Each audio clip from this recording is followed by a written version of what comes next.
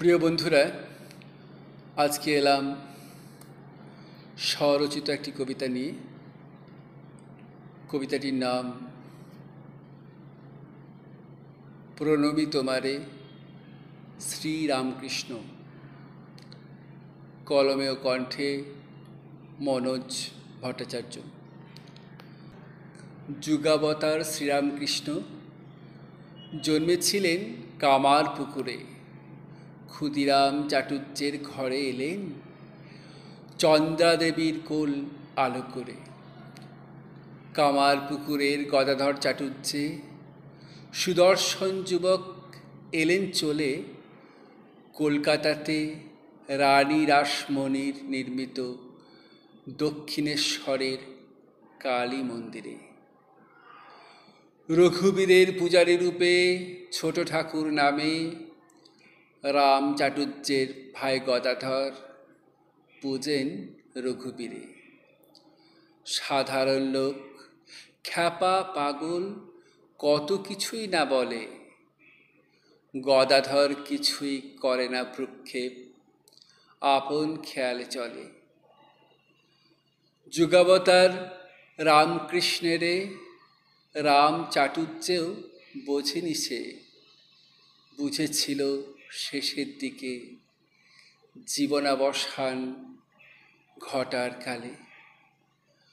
ভবতারিণী স্বয়ং এসে গদাধরের পূজার আসে প্রথম তিনি কন্যারূপে দেখা দিয়েছিলেন গদাধরকে। রানী রাসমণি বারে বারে ঘুমের ঘোরে স্বপ্নে যারে দেখতেন তিনি আর কেউ নন, প্রাণের ঠাকুর এই গদাধর। বহুতান্ত্রিক দুষ্টু পূজারী ক্ষতি চেয়েছিলেন, মোটেই পারেননি। মায়ের কৃপায় উচিত শিক্ষা হাতে নাতে তারা পেয়েছিল তারই। ভক্তিকর্ম জ্ঞানযোগের সমন্বয়ের সাধক তুমি। বিবেকানন্দ, অভেদানন্দ, সত্যানন্দ স্বামী, তোমার প্রসাদে ধন্য তারা প্রচার করল বাণী। সারা বিশ্বেতে পেল সমাদর সহজ সরল ধর্মের পথ।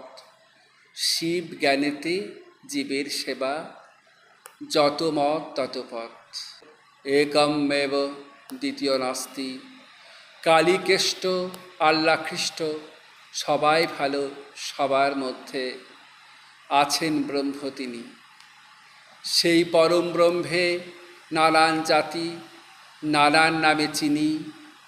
ধর্মের প্রাচীর ভেঙে ঠাকুর ধর্মের জটিলতায় শিক্ষা দিতেন সকল মানুষকে সহজ সরল কথায়।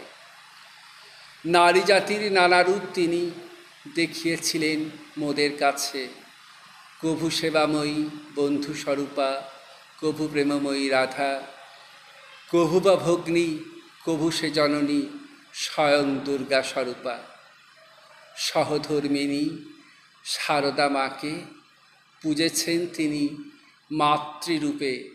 সাধন পথের সঙ্গিনী তিনি, শক্তিরূপিণী রামকৃষ্ণের। নটি বিনোদিনী গিরিশ ঘোষ নতুন জীবন করল লাভ। যাত্রাপালা থিয়েটারে যে লোকশিক্ষা হয় বুঝল সব।